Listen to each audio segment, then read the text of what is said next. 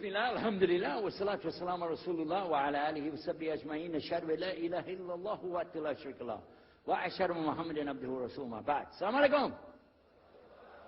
You still awake, huh? Okay. We didn't bore you to death yet, but we'll work on it, inshallah. My name is Yusuf. Can you say Yusuf? You say Yusuf. You're very good. I wish you'd teach my wife. She keeps mispronouncing it. She calls me useless.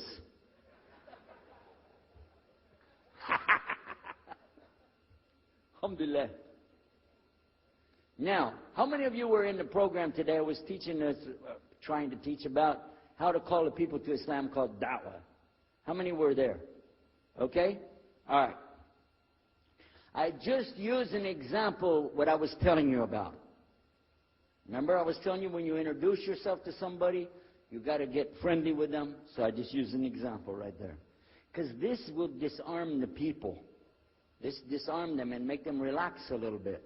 Because they're coming to you with things like, how come you Muslims has to kill all the people? What kind of question is that? How come you have to beat your wives? Why does your book tell you that you're the only ones going to go to paradise? So these kind of questions, when they come to you, what are you going to do? So the first thing, as we said in the program, and I hope, by the way, if you didn't join us today, join us tomorrow. Are we continuing tomorrow on the Dawah thing or no? Oh, okay. But when we're doing it, you look through the schedule. I'm not going to get into that, but just look through the schedule and join us for this whenever we're talking about the Dawah. Because part of giving Dawah is you. And if the people aren't buying it, they're not going to listen to what you got to say. So you got to soften them up a little bit. Got me? Okay, where are we? The subject tonight is the subject of priests and preachers entering Islam. And often people ask me, we heard about you used to be a priest or something, and you came into Islam, so, tell us about it. We want to know, how does that happen? And it's not just Muslims who want to know. Non-Muslims would like to know the story too, because they feel like, you mean you didn't understand? I mean, you were a priest, you didn't understand about Jesus? Come on, man. So, it's a topic that I talk about a lot. The first thing I have to do is clarify a couple of points. I was not a priest. In the English, we use the word priest to mean somebody who is in the Catholic Church. If you're not from the Catholics, if you're from the Protestants, then you don't use that term. We usually use the term, for instance, pastor, minister, preacher, reverend, and these are some of the titles. We came up with an awful lot of them because that's the way humans are, right? Give ourselves titles. So I was a preacher and a minister of music.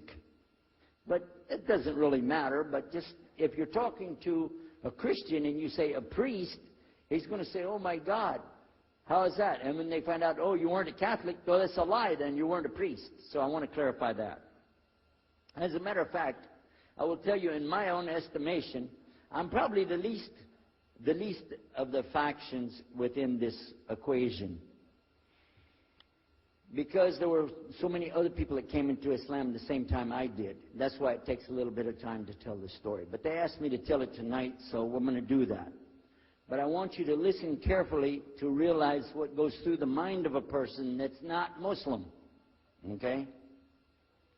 And I usually start out by telling people that my father and I were both ministers, and both of us were also businessmen. In the reverse order. We were business first and preacher second. Got me? Because, well, as they say, business is business. And that's exactly how it worked. We operated mostly in Texas. We had a place in San Antonio, Houston, and also in the Dallas area. And we were very concerned about Christian conditions. So my father started something called Concerned Christian Centers. And basically, if you look at it from a material point of view, it was a place to sell stuff. But what we would do is take consignment things in. People could bring things into us, and then we would sell it and keep part of the money. And keep a lot of the money. But anyway, they would bring in what they make with their hands, arts and crafts. And a lot of old women, they like to sit around and make things, then they give it to us, And this helps the church, which is called the church, and then it helps them as well. So it became like business and religion tied together, and that's very common in our country. At one point, my father told me, we're going to start doing business with a man from Egypt. Well, I said, well, this is great. International sounds good. We can put this in our business card. We're international. He said, and this man is from Cairo, Egypt. And that's where, if you know, they have the Nile River. They have those big pyramids. They have the Sphinx, Abu Hul. You know, they got everything. And we said, oh, this is good. He said, and he's a Muslim. I'll never forget it. I've told the story many times, but it's just like it happened yesterday. I'm standing in between the kitchen, or in the dining room and the living room area. You know, like this when we're talking, and I just stopped like this. I said, what? A Muslim? No way. No way do I want anything to do with that. Dad, come on, you should know better than anybody. Because we were linked in with other preachers. My father supported people like Pat Robertson. Huh? You know him? Pat Robertson? And Oral Roberts. He's not very popular anymore, but he used to be real strong. And his ministry up in Tucson, Tulsa, Oklahoma. In addition to that, people like Benny Hinn. I don't know if you heard of Benny Hinn. He's coming over this way, so look out. And there's many of them. John Hagee, and the list goes on. Jerry Falwell, Jimmy Swaggart. Some of the names, maybe you heard those before. We know these people. We know all about them. All about them. Okay? So at one point, here I am standing there talking to my father about a Muslim. These are the enemies of God. This is what we've been taught. These same people, I just mentioned their names, in their preaching on the television and so on, this is what they teach. Muslims are no good. Now it just became Muslims are terrorists. But back then, you know, we didn't reach that level yet. We were still just kidnappers, hijackers, you know. They said that Muslims don't believe in God, that they're worshiping a black box in the desert, and they kiss the ground 5 times a day. Now that's what we know, man. So here's this Muslim going to do business with us. I told my dad, no way, I'm not going to do it. And he insisted. He said, I want you to meet this man. He's very nice. And I said, I don't want to meet him. I never am like this, by the way. But on this case, I said, no, that's one thing I'm going to stand firm against. We're not going to do it. He said, I want you just to meet him. I said, all right, I'll do it for you. I'm going to do it my way. I'm going to go to church. And it's going to be on Sunday. When I come out of the church, I'm going to have my Bible under my arm. I'm going to have the salib. I used to carry a big cross. I'm going to have my cross with me. And I'm going to have my hat that says, Jesus is Lord. And I'm going to have my wife, born-again Christian, with me.